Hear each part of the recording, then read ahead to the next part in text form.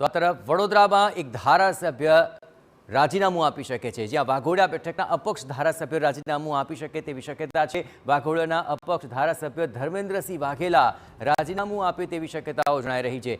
ધારાસભ્ય પદેથી રાજીનામું આ ધર્મેન્દ્રસિંહ વાઘેલા આપશે કે કેમ તેને લઈને હવે ઘણી બધા તર્ક વિતર્ક શરૂ થયા છે।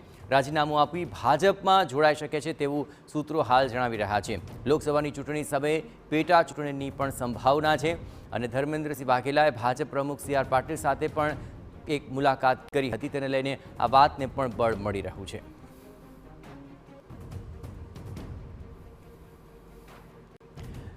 તો જેમ જેમ લોકસભા નજીક આવી રહી છે તેમ તેમ આખરે નેતાઓને પક્ષ પલટો કે રાજીનામું આપવાનો દોર શરૂ થઈ શકે છે। વધુ વિગતે વાત કરવા જોડાઈ રહ્યા છે TV9 સંવાદદાતા યુનુસ ગાઝી। યુનુસ, આખરે ફરી એક નેતા ધર્મેન્દ્રસિંહ વાઘેલા હવે ભાજપમાં જોડાય તેવી શક્યતાઓ પ્રબળ બની રહી છે, શું છે તર્ક વિતર્ક?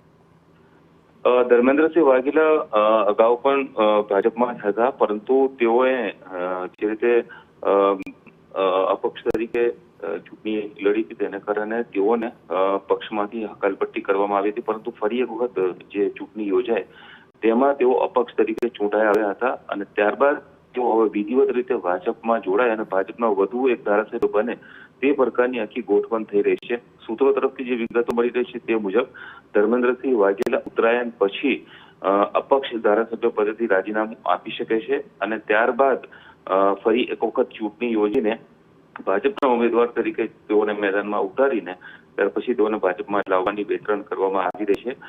સૂત્રોના જણાવ્યા અનુસાર થોડા સમય પૂર્વે પ્રદેશ ભાજપ પ્રમુખ સી.આર. પાટીલ સાથે તેઓની બેઠક થઈ હતી અને ત્યાર પછી આ આખો તખતો ઘડાઈ રહ્યો છે।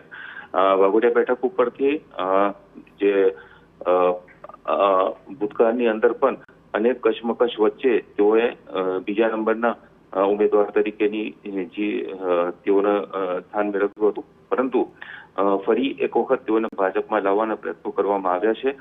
ઉત્તરાયણ પછી તેઓ વિધિવત રીતે રાજીનામું આપ્યા બાદ તેઓને ભાજપમાં લાવવાના પ્રયત્નો કરવામાં આવ્યા છે।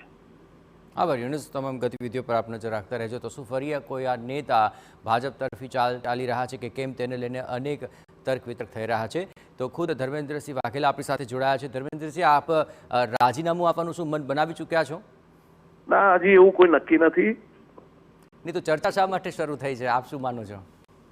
ચર્ચામાં તો એવું છે કે મેં તો ભાજપના સપોર્ટમાં છું અને પાર્ટીનો કોઈ આદેશ હોય તો એને પાલન પણ કરવાનું થાય, પણ હજી એવી કોઈ વસ્તુઓ નક્કી નથી।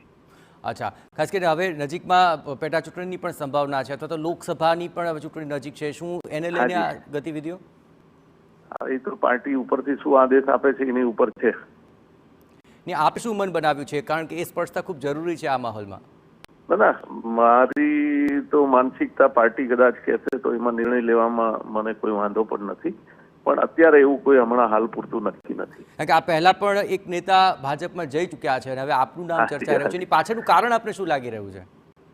કારણમાં તો હજી એવી કોઈ ચર્ચા નથી થઈ એટલે હું આપને કઈ રીતે કહું।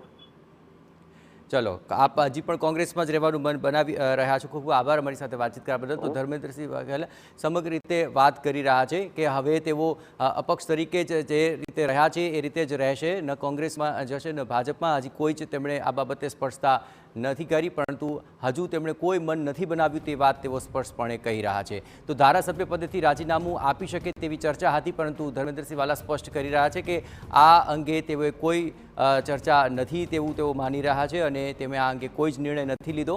પક્ષ ઉપરથી આદેશ આપે તે બાદ કોઈ નિર્ણય લેશે તેવું પણ તેઓ સ્પષ્ટપણે કહી રહ્યા છે। હું પહેલેથી જ ભાજપમાં સમર્થનમાં છું તે વાત તેઓ સ્વીકારી રહ્યા છે, પરંતુ હાલ ભાજપમાં જોડાવાના છે કે કેમ તેને લઈને તેમણે કોઈ ફોડ પાડ્યો નથી અને કહી રહ્યા છે કે આ સમગ્ર મામલે હજી આગામી દિવસોમાં તેઓએ કશે પણ જવાનું મન નથી બનાવ્યું। હું પહેલેથી જ ભાજપમાં હતો, તેમના સમર્થનમાં છું તે વાત તો સ્પષ્ટપણે કહી રહ્યા છે, પણ પક્ષ ઉપરથી આદેશ આપે તે બાદ કોઈ નિર્ણય લેશે તે વાત તેઓ કહી રહ્યા છે। જોકે આ પહેલાં પણ એક ધારાસભ્ય આખરે રાજીનામું આપી ચૂક્યા છે। હવે તબક્કે હવે ધર્મેન્દ્રસિંહ વાઘેલા તેઓ રાજીનામું આપશે કે કેમ તેને લઈને હવે ચર્ચા શરૂ થઈ છે, ત્યારે જોવાનું રહેશે કે આ સમગ્ર મામલે આગામી દિવસોની અંદર વધુ એક ધારાસભ્ય રાજીનામું આપે છે કે પછી પોતે પોતાની વાત પર વળગી રહે છે।